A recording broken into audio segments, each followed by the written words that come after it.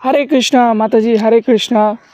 আপনার কাছে কিছু প্রশ্ন আছে। তো এই যে আসছে 14ই ফেব্রুয়ারি সরস্বতী পুজো, তো সেই সরস্বতী দেবীর উপলক্ষে আমার কিছু প্রশ্ন আছে আপনার কাছে। হ্যাঁ প্রভুজি, কি জানার আছে বলুন, আমি যথাসাধ্য উত্তর দেওয়ার চেষ্টা করব। আমার প্রথম প্রশ্ন হলো যে সরস্বতী দেবীর কিভাবে আবির্ভাব হয়েছিল? ব্রহ্মবৈবর্ত পুরাণে উল্লেখ আছে মা সরস্বতী দেবী ভগবান শ্রীকৃষ্ণের কণ্ঠ থেকে আবির্ভূত হয়েছিলেন। তিনি হচ্ছেন শ্রীমতী রাধারানীর অংশস্বরূপা কৃষ্ণপ্রিয়া। আমার দ্বিতীয় প্রশ্ন হলো সরস্বতী দেবীর স্বামীর নাম কি? অনেকে বলে থাকে যে ব্রহ্মা তার স্বামী, বা অনেকে বলে থাকে বিষ্ণু তার স্বামী।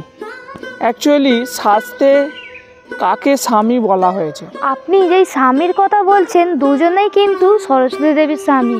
এক হলো চিন্ময় জগতে, দুই হলো জড় জগতে। চিন্ময় জগতে বিষ্ণুর স্বামী হচ্ছেন সরস্বতী দেবী। তো আমি ভিডিওতে আগেই বলেছি যে শ্রীমতী রাধারানীর অংশস্বরূপা হচ্ছেন মা সরস্বতী দেবী, তাই বিষ্ণু হচ্ছে তার স্বামী। আর এই জড় জগতে ব্রহ্মা হচ্ছেন সরস্বতী দেবীর স্বামী। আমার 3 নম্বর প্রশ্নটি হলো সরস্বতী পুজো হবার আগে কেন কুল খেতে নেই? আমরা কেন কুল খাই না? আপনি খুব সুন্দর প্রশ্ন করেছেন।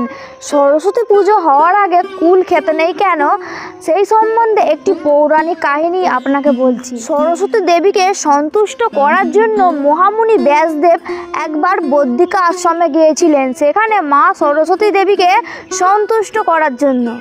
তখন সরস্বতী দেবী ব্যাসদেবের কাছে এসে একটি শর্ত দিয়েছিলেন যে এই শর্তটি যদি পূর্ণ হয় তাহলেই আমি তপস্যায় সন্তুষ্ট হব। শর্তটি কি? শর্তটি আপনি ভালো করে শ্রবণ করবেন, আর আপনারাও কিন্তু ভালো করে শ্রবণ করবেন কেন সরস্বতী পুজোর আগে কুল খেতে নেই। সরস্বতী দেবী বদ্রিকা আশ্রমে এসে ওইখানে একটি কুল বীজ রেখেছিলেন আর বলেছিলেন এই কুল বীজ থেকে চারা হবে, চারা থেকে গাছ, গাছে ফুল হবে, ফল হবে। সেই ফল যখন পেকে তোমার মাথায় পড়বে তখনই কিন্তু তোমার তপস্যা পূর্ণ হবে। তো এই ছিল শর্ত। তো ব্যাসদেবও সেই শর্ত মেনে নিয়ে তপস্যা শুরু করলেন। ধীরে ধীরে সেই বীজ অঙ্কুরিত হয়ে চারা গাছ হয়ে বড় গাছ, তারপর গাছ থেকে ফুল ফল, সেই কুল পেকে গিয়ে একদিন ব্যাসদেবের মাথায় পড়ল। তখন ব্যাসদেব বুঝতে পারলেন যে আমার তপস্যা পূর্ণ হয়েছে, সরস্বতী দেবী সন্তুষ্ট হয়েছে। এই বসন্ত পঞ্চমীর দিন সরস্বতী দেবী আবির্ভূত হয়েছিলেন বা তিনি সন্তুষ্টও হয়েছিলেন। এই জন্য মহামুনি ব্যাসদেব সেই দিনকে সরস্বতী দেবীকে অর্চনা করেছিলেন, কুল নিবেদন করেছিলেন। নিবেদন করে তারপরে কিন্তু ব্রহ্মসূত্র রচনা করতে শুরু করেছিলেন। তাই সরস্বতী পুজোর আগে কুল বা বড়ই খেতে নেই। আরেকটি বিষয় বলে দিই আপনাকে, কুলের কিন্তু একটি শাস্ত্রীয় নাম আছে যার নাম হলো বড়ই। তো আপনারা বুঝতে পারলেন সরস্বতী পুজোর আগে কেন কুল বা বড়ই খেতে নেই। সরস্বতী পুজোর দিনে মা সরস্বতীকে কুল অর্পণ করে তারপর থেকেই কিন্তু কুল খেতে হয়। এটা হলো পৌরাণিক কাহিনী, শাস্ত্রীয় বিষয়। আরেকটি বিষয় হলো বৈজ্ঞানিক মতে কুল মাঘ মাসের মাঝামাঝি সময়ে কাঁচা থাকে, কষযুক্ত থাকে। এই সময় যদি আমরা কুল খাই তাহলে আমাদের শরীর খারাপ করবে, শরীরের ক্ষতি হবে। সেই জন্য সরস্বতী পুজোর আগে অনেকেই কুল খায় না বা কুলও খেতে নেই। চতুর্থ প্রশ্ন হলো সরস্বতী দেবীর হাতে বীণা কেন থাকে? তিনি সেই বীণা দিয়ে কি করেন?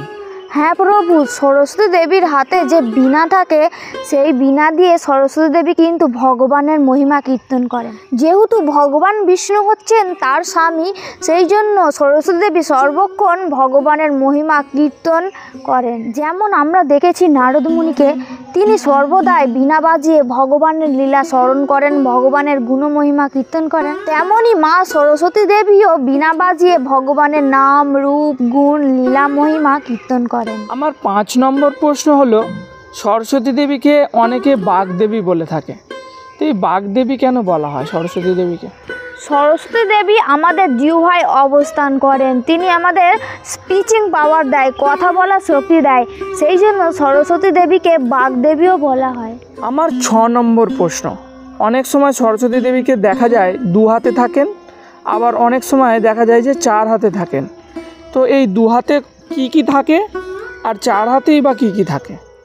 খুব সুন্দর প্রশ্ন। আপনি কেন অনেকেই জানে না যে সরস্বতী দেবীর হাতে কি থাকে।